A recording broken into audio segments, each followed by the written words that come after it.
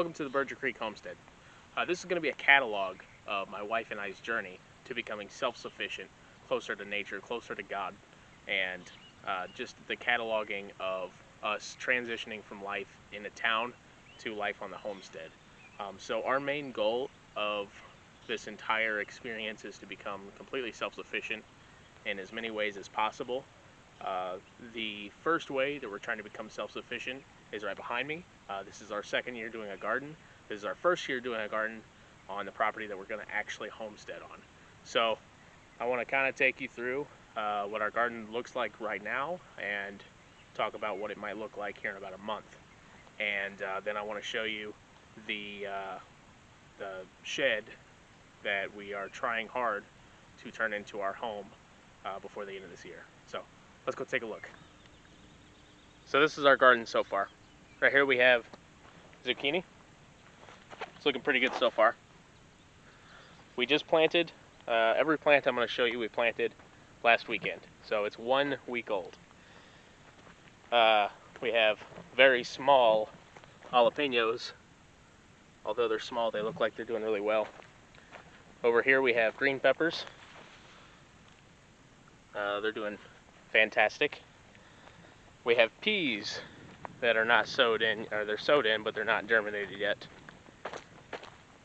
Over there, we've got a full row almost of tomato plants. Their First Lady is their heritage. They're not looking amazing, and I'll show you here up close. Same with this is cherry tomato plants. They're not looking amazing either. I don't know if you can see in the light there. They're yellow on the tips. It's a deficiency. I think it's nitrogen. I'm not 100% sure. I need to research it, but we need to fertilize. We never fertilized this ground. It was completely virgin ground. Here we have, every stake is a cabbage plant. Has not germinated yet. And then we have a little row right in here that's going to be, well, it is already, but it hasn't germinated, radishes. So these are our raised beds. We have 6 of them, and they're looking kind of rough, but they're doing the job they're supposed to do. So it's okay. These first 2 beds are strawberry roots that have not popped up yet. But we do have garlic that is germinating quite nicely. Looks good. We also have onion, and I'm not going to zoom in on one for you, but we are starting to get germination on the onions as well, finally. Here we have some green loose leaf lettuce. It's doing well. And then at the end we have carrots, and our carrots are not doing great. I don't know why. It's been about 10 days. I don't know if it's the soil type or what, but anyway, carrots not doing great, but the rest of it looks okay. Here is where we will be starting to do mulch. Now we've already started a little bit. Probably needs to be turned. It's been a couple of weeks, but we just mixed in some browns, some sticks, and some leaves, actually leaves from the gutter at the house that we're currently living in.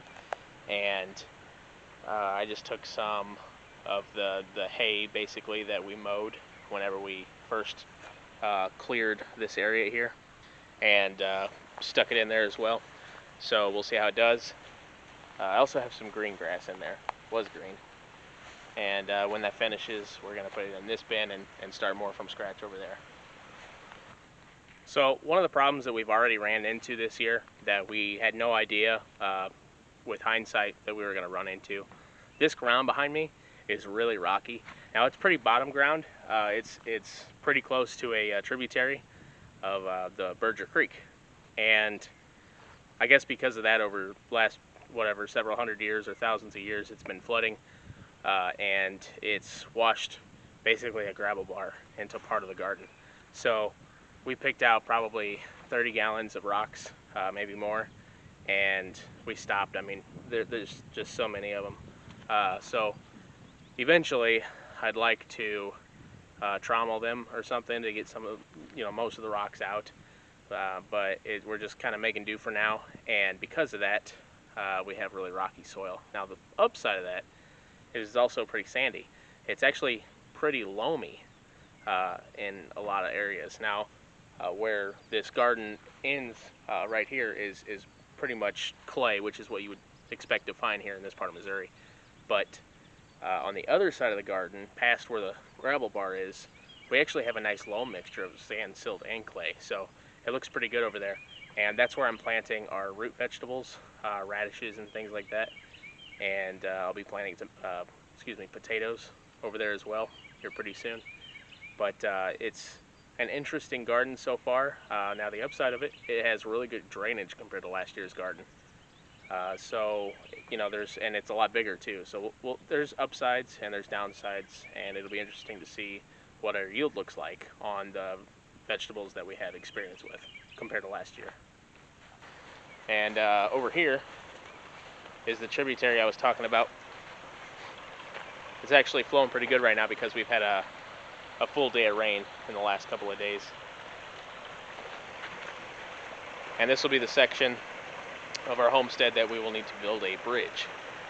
So we'll build a bridge from about where that gate is all the way over to about where this is, and that's almost 35 feet. So we'll have about a 35-foot bridge, and it'll be made with primarily telephone pole and a tree trunk and some concrete footings and supports, and then we'll just top it off with like 2x6s or whatever for the top, and it should be stout enough to carry the tractor. But as you can see, you know, this little tributary is flowing pretty good right now. So as we move away from the tributary, I want to show you some of the other projects that we're working on. So this is a sawmill that I have started. I've nearly completed. It doesn't have guards on it, but you know, it's made of wood, but it's for light duty milling, and it ought to work the same as any other sawmill for that. And it runs great, tracks really well. So we'll see how it goes. But this is one of our oldest tractors, our second oldest tractor. It's a little Massey Ferguson, and I am currently working on it.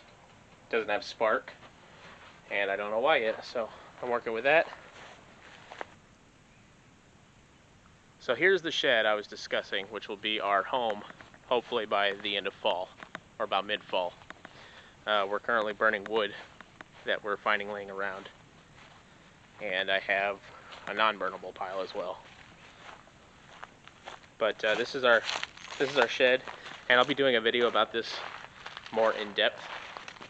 But it's been a lot of work, and we have a lot left to do. As you can see, it doesn't look anywhere near like a home. So I'd like to thank everybody once again for joining us and for checking us out. If you enjoy what you see, please consider subscribing, liking, clicking the bell, and be sort of a member of our homestead community. And it would really help us out. Actually, there's a lot of people out there that can give us insight and advice on things. We don't know everything about what we're doing. A lot of what we're doing we've never done before. We'll probably never do again. And so it's not one of those things we'll have a lot of experience with.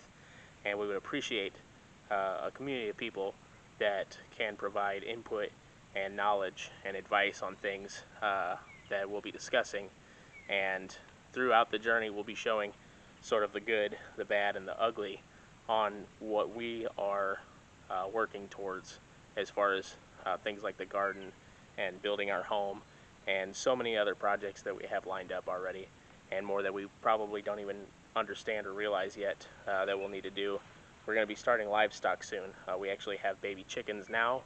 We will have bees in a couple of weeks. There's so many different things going on, and we need people. We need a community of people that can band together and help us out, and you know, we hope to help you guys out in some way. Hopefully these videos help you out, and if it does, again, check us out and stay posted on our videos, and we would really appreciate the community.